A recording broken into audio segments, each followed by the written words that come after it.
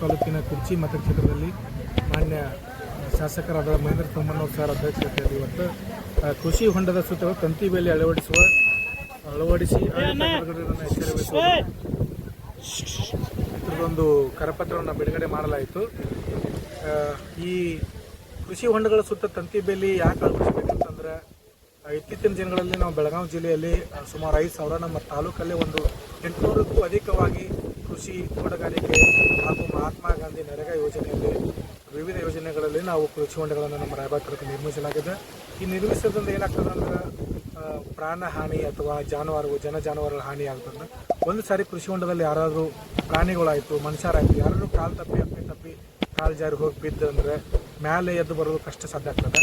ಮತ್ತು ಬಿದ್ದ ನಂತರ ಪ್ರಾಣ ಹಾನಿ ಆಗೋದೊಂದು ಜಾಸ್ತಿ ಇರ್ತದೆ. ಅದ್ರ ಸಂಬಂಧ ನಾವು ಏನು ಮಾಡಬೇಕಂತಂದ್ರೆ ಕೃಷಿ ಹೊಂಡ ಸುತ್ತ ತಂತಿ ಬೇಲಿ ಹಾಕ್ಕೊಂಡು ಪ್ರಾಣ ಹಾನಿಗಳನ್ನು ಅಥವಾ ಜಾನುವಾರು ಹಾನಿಗಳನ್ನು ನಿಲ್ಲಿಸಬೇಕಾಗ್ತದೆ.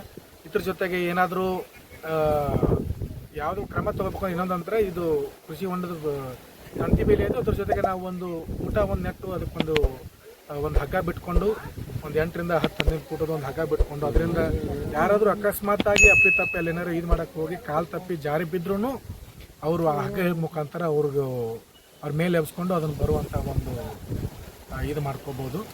ಇಷ್ಟು ಹೇಳಿ ಎಲ್ಲರೂ ದಯವಿಟ್ಟು ಯಾರು ಕೃಷಿ ಹೊಂಡ ಮಾಡ್ಕೊಳ್ತಿದ್ರಲ್ಲ, ಇನ್ನು ಯಾರು ಮಾಡ್ಕೋಬೇಕು ಮಾಡಿದಿರಲ್ಲ, ದಯವಿಟ್ಟು ಕೃಷಿ ಹೊಂಡಗಳ ಸುತ್ತ ತಂತಿ ಬೇಲಿ ಹಾಕ್ಕೊಡ್ರಿ. ಯಾವುದೋ ಹಿತಕರವಾದಂಥ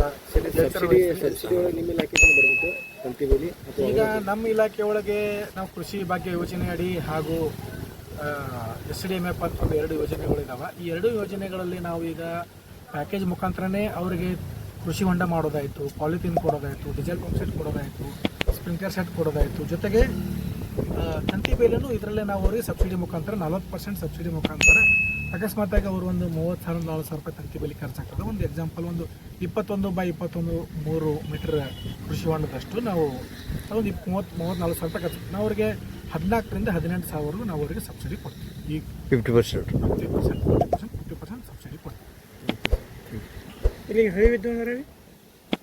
ಹಳಿ ಯುದ್ಧನ ದಯವಿಟ್ಟು ರೈತರೇ ತಮ್ಮ ಒಂದು ರೀಸನೇಬಲ್ ರೇಟಲ್ಲಿ ಎಲ್ಲಾದರೂ ಮಾಡಿಕೊಂಡು ದಯವಿಟ್ಟು ಅವರು ಹೊಂಡ ಮಾಡ್ಕೊಂಡ್ರೆ ದಯವಿಟ್ಟು ಅವ್ರಿಗೆಲ್ಲ ಫೆನ್ಸಿಂಗ್ ಮಾಡ್ಕೊಬೇಕಂತ ಅಥವಾ ತಂತಿ ಬೇಲಿ ಹಾಕೋಬೇಕಂತ ನಾನು ಅವರಲ್ಲಿ ಕಳಕಳಿಯಾಗಿ ವಿನಂತಿ ಕೇಳ್ತೀನಿ. ಯಾಕಂತಂದರೆ ಈಗ ಬೇರೆ ಬೇರೆ ತಾಲೂಕಲ್ಲಿ ನೋಡ್ತಿದ್ದೀರಿ, ನಮ್ಮ ತಾಲೂಕಲ್ಲಿ ಒಂದು ವರ್ಷದ ಹಿಂದೆ ಒಬ್ಬರು ಶಿಕ್ಷಕರು ಮತ್ತು ಅವರು 2 ಮಕ್ಕಳು ಪ್ರಾಣದಿಂದ ಅವರು ಏನಾಗುತ್ತೆ ತಂತಿ ಇದ್ರೂ ಒಬ್ಬೊಬ್ರು ಏನು ಮಾಡ್ತಾರೆ ಅಂತಂದರೆ ಅದನ್ನು ದಾಟಿ ಈಜಾಡಕ್ಕೆ ಹೋಗ್ತಾರೆ ಅಂತ ಅದೆಲ್ಲ ಮಾಡೋಕ್ಕೆ ಹೋಗೋದು ದಯವಿಟ್ಟು. ಯಾಕಂದರೆ ಒಂದು ಸಾರಿ ಪಾಲಿಥೀನಲ್ಲಿ ಅದು ಸೇರ್ಕೊಂಡ್ರೆ ಅಂತ ಅಲ್ಲಿ ನೀರಿನ ಜೊತೆ ಸೇರ್ತಂದ್ರೆ ಅದು ಮೇಲೆ ಎದ್ದು ಬರೋದು ಕಷ್ಟ ಸಾಧ್ಯ. ಅಷ್ಟು ಸುಲಭದ ಇದಿಲ್ಲ. ಯಾವ ಪ್ರಾಣಿಗೂ ಅಥವಾ ಯಾವ ಮನುಷ್ಯರಿಗೂ ಅಲ್ಲಿಂದ ಎದ್ದು ಬರೋದು ಅಷ್ಟು ಈಸಿ ಅಲ್ಲ. ನೀರು ಬಿದ್ದಂತ ನೀರು ಬೀಳೋಕ್ಕಿಂತ ಮುಂಚೆ ಎದ್ದು ಬರ್ಬೋದು ಇದಿರ್ತದೆ. ಬಟ್ ಒಂದು ಸಾರಿ ಅದು ನೀರು ಅದು ಪ್ಲಾಸ್ಟಿಕ್ ನೋಡಿತ್ತಂದ್ರೆ ಅದು ಕಾಲು ಜಾರಕ್ಕೆ ಶುರು ಮಾಡ್ತಾರೆ.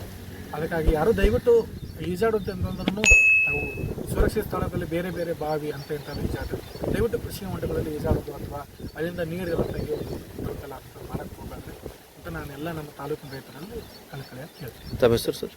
ನನ್ನ ಹೆಸರು ವಿನೋದ್ ಮಾವರ್ಕರ್ ಅಂತ. ನಾನು ಸಹಾಯಕ ಕೃಷಿ ನಿರ್ದೇಶಕನಾಗಿ ರಾಯಬಾಗ ತಾಲೂಕಲ್ಲಿ ಕಾರ್ಯನಿರ್ವಹಿಸುತ್ತೇನೆ. ಧನ್ಯವಾದ.